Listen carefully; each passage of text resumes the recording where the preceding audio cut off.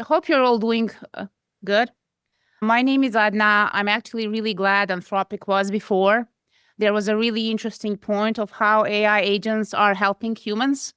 And I would 100% agree with that because I am a regular user every single day. Recently, I actually found myself opening ChatGPT in the morning before I even started scrolling on my social media. To introduce myself, my name is Adna. I work as a solution engineer at the company Metal Bear, and we are on a mission to help companies who are running on Kubernetes to cut that developer feedback loop. I'm also a proud member of Stack Overflow Generation, which was an LLM of my day. Today, in my line of work as a solution engineer, I have to deliver a lot of demos, a lot of POCs, a lot of mockups. So I use AI heavily to produce those faster. And that's why today I'm going to talk about limits of my own work, the limits of vibe coding. So you probably all heard about Moltbook. Like sometimes I think January this year, there was application someone made for like a social network for AI agent. It was completely 100% vibe coded. They said that a founder didn't write a single line of code. And then there was this beautiful researcher from a company called Viz who was looking under the hood. And this is what the Viz found. So Moltbook had 1.5 million API tokens exposed, 35,000 email leaked. And the worst part was that the Supabase key was sitting right there in the client-side JavaScript. So no authentication, some kind of like a full read-write to production. So what the prompt did for this guy, it probably make it to work. The site was loading, the people were registering, agents were working, but the structural part, the underlying machine that was really important was completely absent. And why am I even telling you this fact? Because that's not your problem. I'm guessing that most of you are not building these kind of a greenfield applications from scratch. You are not vibe coding applications from scratch. We are just regular people, at least most of us, who are working on pre-existing applications, already living in existing clusters, in our existing infrastructures, on the applications where you are either maintaining and you're adding a new feature, you're modifying something. And these applications are already hooked into your existing database credentials, secrets, mesh accesses, and so on. So what does this mean to our day-to-day?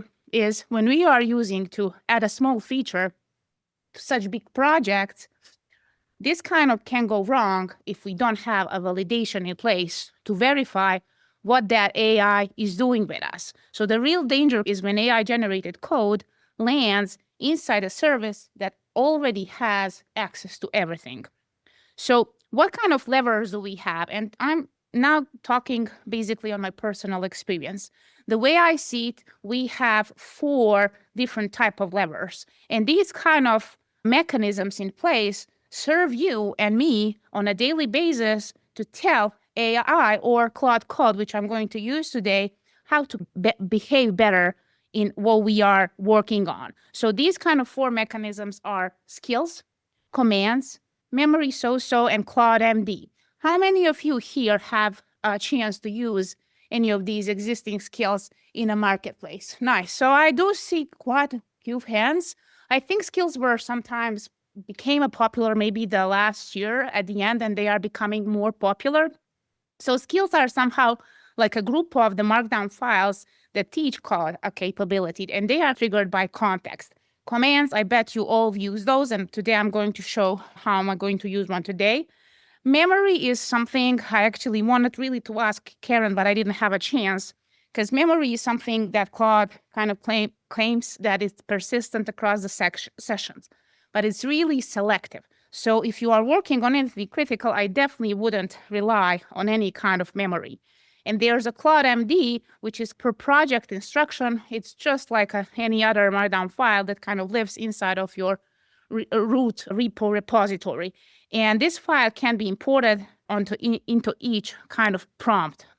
So I'm going to introduce you to the custom validation skills, which I'm going to use today for my demo. And these validation skills, you can find a GitHub link over here. These validation skills are built by Jake Page, and they are a mixture of security and validation skills. So they cover different kind of domains, from secret management to network exposure, backend authentication. They also do code logic validation and so on. There are two ways to invoke these skills. One is auto-triggered, and another one is you can run them explicitly. So auto-triggered means when you are already working, or let's say configuring your Docker file or some kind of configurational file, or you're just writing the code, the context is matched and they are automatically triggered. The other way around is you can run them explicitly, which I'm going to do today. So I'm going to run it explicitly, and then I'm going to scope it towards the folder I want to run it against. And at the end, it's going to give me like a small output. They are only read-only, nothing is auto-fixed.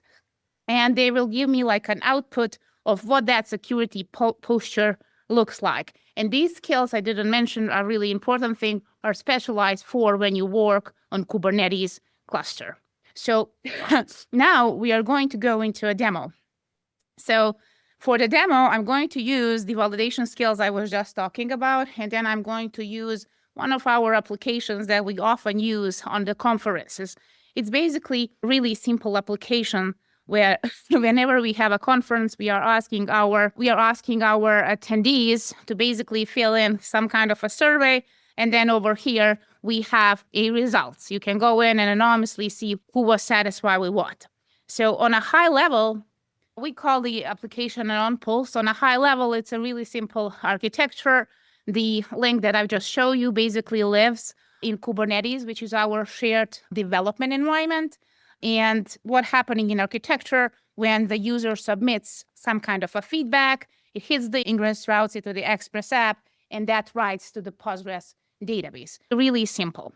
So what I'm showing you now is I had to pre-record it because to run a validation skill takes 4 to 5 minutes roughly. Of course, it depends from the folder structure that you have. You can see over here that I explicitly told it what I wanted to scan for me. And what the skill is doing now in the backend is basically using all of those rules that are written in those reference read-only files, and it's checking against my code, any kind of code that I have in those folders. And if it detects something suspicious, it's going to report it in the output over here, which we call security posture markdown file. So let me show you how that looks like in the code. So this is the security posture markdown file I've just shown you. It's really big, and the scope that I have over here is much bigger than the just YAP. Zoom. Okay. Can you see better? Okay. So the scope I'm going to show you today is a little bit bigger, so we are not going to go over this. A lot of security issues in a lot of our applications, but one of the biggest one is, and you can see like it was running yesterday, and one of the ones I really wanted to pay attention to is this one, like this kind of rule that it was hit. So recently, we've noticed, because we do a lot of vibe coding, someone pushed something, it's already in the cluster over there, the counter for the feedback collection doesn't work. When the output of the validation skill came, we definitely could see that in the report, because that's a code logic parameter caught by the validation skill. And it's really simple. What happened is the HTTP GET request didn't have a body. What kind of code does is using a filter in the code that's basically doing the request.body, and that doesn't exist, right? Therefore, it's never defined. The rest of the SQL query never executes. So before I go into showing you how to patch this, because the fix is going to be really easy, we're just going to go to the line 18 that the posture file told us to over here, and we are just going to replace the request body. The fix was going to be just to add a query to it, something that actually understand, and is going to execute this SQL query to the end. But what I want to show you today is the problem for me now would be, because I would have to patch the code, I would open the pull request, I would do the commit, and then I would push this to my staging shared environment. I would have to wait for the build to run. What I'm going to do today, I'm not going to do that. I'm going to patch the code here on my local. I'm going to use a tool, MirrorD, for debugging, which is basically going to allow me to test my code locally against a real shared staging dependencies. So I don't have to wait for that full cycle, because what can happen if my theory goes wrong, I'm going to iterate and going to repeat that cycle. So let me show you that now. And let me just tell you a little bit of what MirrorD is. So basically, it's an open source tool that is going to help my code on my Mac OS machine over here behave as its inside code on my shared staging cluster.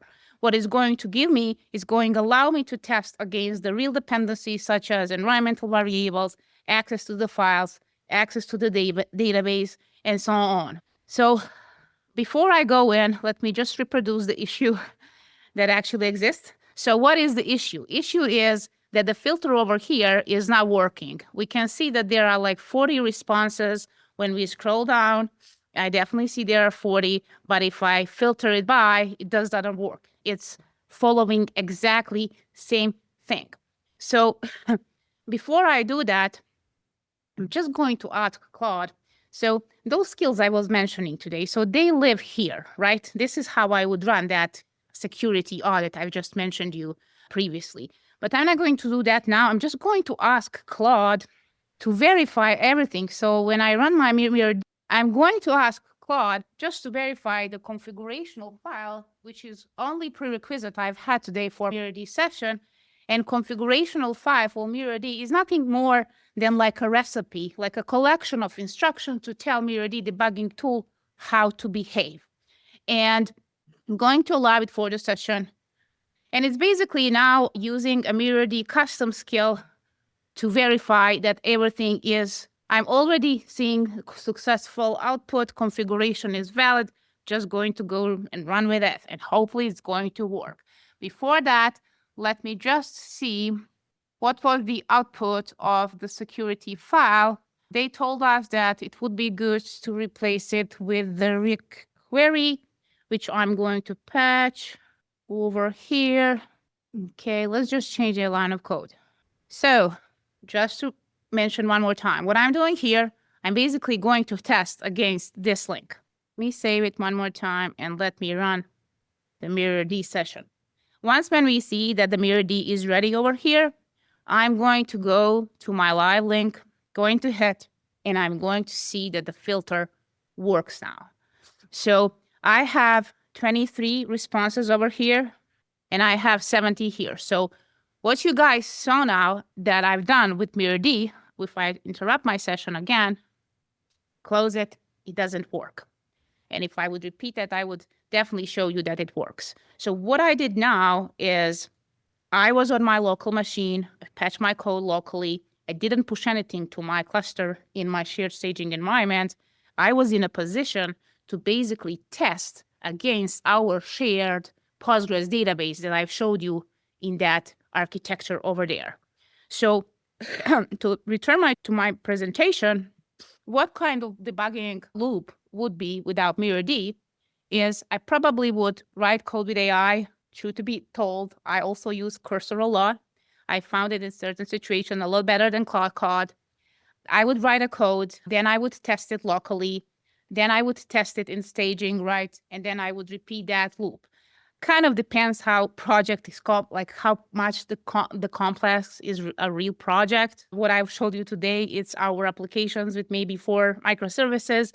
There are many applications with much more microservices. And if there's integration tests in that pipeline running, you would sometimes wait 30 minutes, roughly. So with MirrorD, you basically write that code, and then you are testing on your local machine without having to push anything to your shared staging environment running on Kubernetes.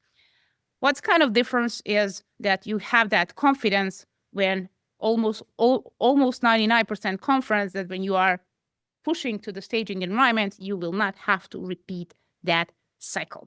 So there are a couple of takeaways from my presentation today that I would like you to think of.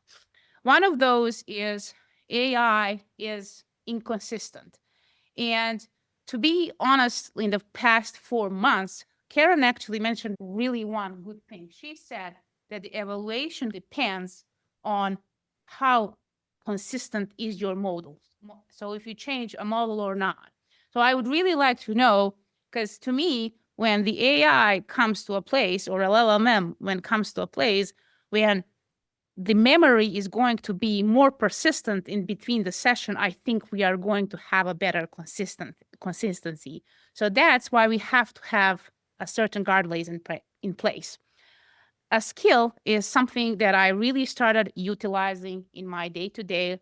It's a huge marketplace now. You can build your own skills. I would even advise you to build your own skills, because skills are the thing. Again, it's just a group of markdown files, and they really depend on what you are doing, not what someone else is doing regarding security, vulnerability, observability. And the third thing, which is the most important one, if you know that there are existing tools where you can reduce that kind of full software development lifecycle, and it happens before you push to the staging environment, you can now use them. And it's called MirrorD. To recap everything, what I've shown you today is I've talked a little bit about the AI and the skills. I've shown you validation skills, and I briefly show you how LLMday developed mirror skills. They are available on the GitHub link over here. MirrorD as a tool is completely open source. I think what I was talking about today is I was giving you somehow of a tips on how to help yourself. But don't forget that there's still a huge chunk, I think, of the things that we are still, or maybe we are forgetting to do with AI, and that's thinking. At the end of the day, thinking of how to use AI is the most important part. And hopefully we will not lose a percentage of our brain by using these tools. As I said, Mirrored is completely open source. If you have any idea of how to better incorporate AI with MirrorD, don't be shy, don't be afraid. Open that pull request and contribute. Thank you very much. Any questions? So if you ask me if I can, I really believe that the future is when we figure out how our brain works and then just move it to the machine, because it has more memory in it. Hardware is better. I have a question because I understood the entire presentation. It was really good. Just to specifically define the term that vibe coding in the context that you used, what I'm assuming, and please correct me if I'm wrong, when you say vibe coding, you mean to say building, let's just say, a set of features or one feature by one-shotting it through a prompt. So for example, something like what a replit does, as soon as you prompt it, it goes and it builds a set of features for you. Now that is different from a slide that you presented towards the very end, where you're talking about having this development and validation loop and then pushing something to the staging environment. So just to make the definition, in what context did you use vibe coding a little more clear? Is it like one-shotting a set of features, or is it the iterative cycle that you showed towards the end? Thank you for the question. The demo is, I have 30 minutes here, so I'm trying to be in part of the time. But basically, vibe coding would be in terminology. I definitely would go with prompt my code, and I would tell the application, hey, go to this file. I really need this to work. Can you figure it out for me? There was a one time when I actually left Cursor overnight, and I told it, look, I'm really tired to work on this with you. Would you mind figuring it out yourself? And I'm giving you full commands and access to everything I have on my computer. So I just didn't maybe you were wrong with me rewriting that code by myself. But a great talk. Wanted to confirm, from a metal beer observability perspective, right? Have you seen cases of transient redirections, right? There are swarms of agents which temporarily, at some point, they behave completely differently versus, yes, curious. Of course. And I'm talking about, I can't even believe how it's on the bigger scale. I've never used an AI to, let's say, build me a very strong architecture, let's say with, I don't know, 20 microservices, not even 20 microservices. The biggest I've built was with eight microservices, and it wasn't working for 2 days, and I really needed it for a client. So what I did, I sit down, I made a diagram of what I want, and then I pushed it to the prompt, and it really did a great job because I told it what I want. And more of I'm thinking of to be honest, I think that's the problem with a lot of these coding outputs today from these prompts, because we don't tell it what architecture do we want, what constraints do we want. Therefore, a lot of observability issues. The markdown files she mentioned helps. You had a question? I do. Hey, how you doing? Thanks so much. This has been amazing. LLMday is amazing.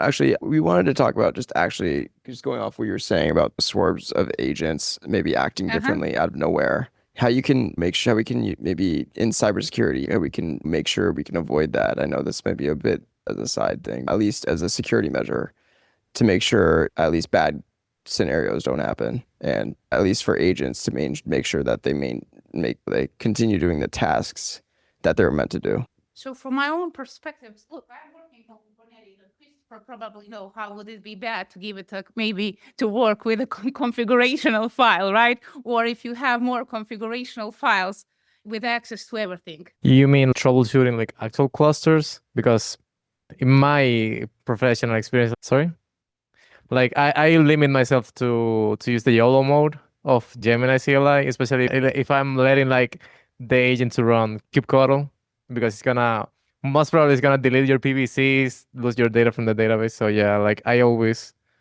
from my end, like the markdowns using keeping an agent's .md, especially if you're in regulated environment, that have helped me a lot. Like having a security markdown with the government, like I have to specify which rules from the frameworks we are in compliance rules we need to comply on and in the industry.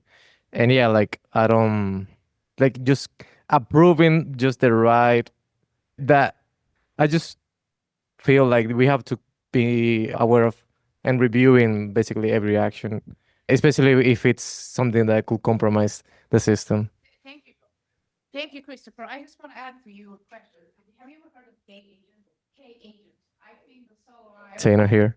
So it's a new thing. It's actually, I'm really following it. If I have more time, I definitely would contribute to it. So it's basically like orchestration framework for the agents. And you can build your own agents on it, and it's specialized for Kubernetes. So if you were in a position now, let's say with the K agents, you could spin up easily 50 agents. Let's say you have 50 microservices, and you need to change node version on it. You could, with K agent, you could easily spin up 50 different agents to change that node for you. Now, the security on top of it is another thing. And these guys are really heavily, specifically recently, regarding